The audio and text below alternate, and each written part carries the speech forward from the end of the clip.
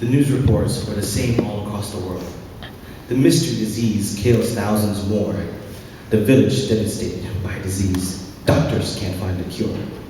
This mystery disease came from nowhere and it can't seem to be stopped.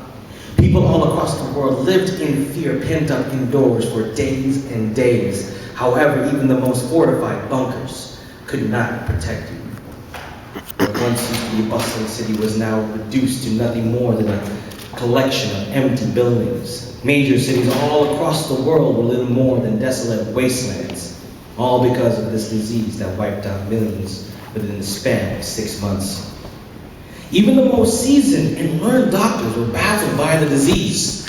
No known origin, no known cures, and no end in sight. Doctors knew they were running out of time and the human race was on the brink of extinction. Of course, everyone had their theories. North Korea blamed South Korea for the cause of the disease.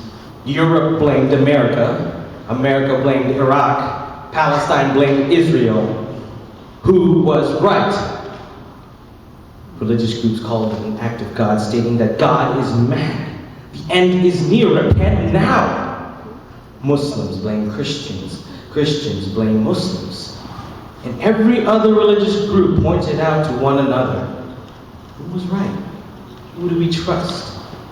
When no one has the answers. It seemed like there was no hope till a miracle came from nowhere, but it wouldn't come without a cost.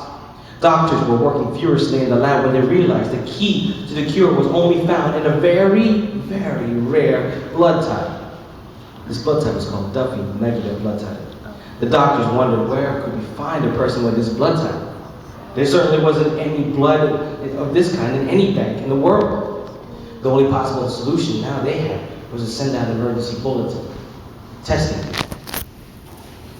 Key to the cure found in a rare blood type. Days and days went by. Pretty soon, doctors were counting in the weeks. Millions were tested, but none were found. Till one day. One beautiful, tragic day. The little girl's name was Anna. Barely even 10 years old, she held the key to the cure to save mankind. It was an exciting day for doctors, but even though they found the cure, the dreaded truth of the matter was that all of her blood needed to be used to make the cure. The doctors had a long discussion with Mr. and Mrs. Peters, explaining why they needed all of her blood. As you can imagine, they were against the idea of losing their daughter, but they knew there was no other option. Is there somebody else? I mean, there has to be somebody else in the whole world. I mean, this is our only daughter. You're asking me to give up my only daughter, my angel. There's no one else. Just let us talk to her.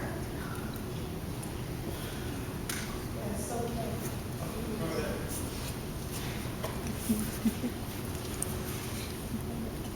Anna and Dr. Stevens. They explained to her what they just explained to her parents. They explained that she was the only one who could do this. But it meant that she was going to have to die to do so.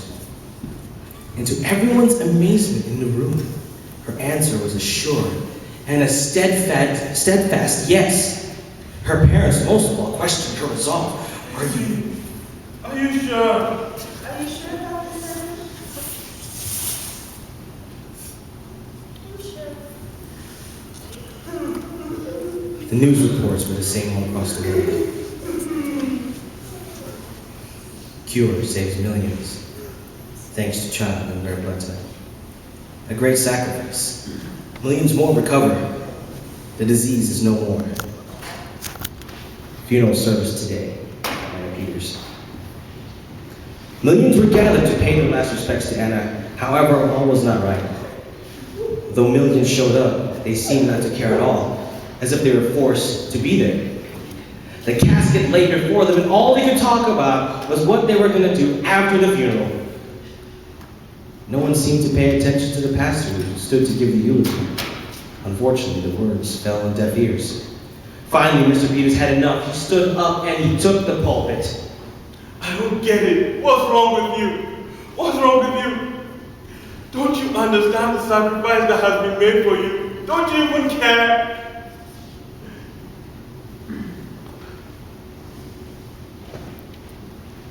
For God so loved the world that he gave his only begotten Son, that whosoever believeth in him shall not perish, but have everlasting life.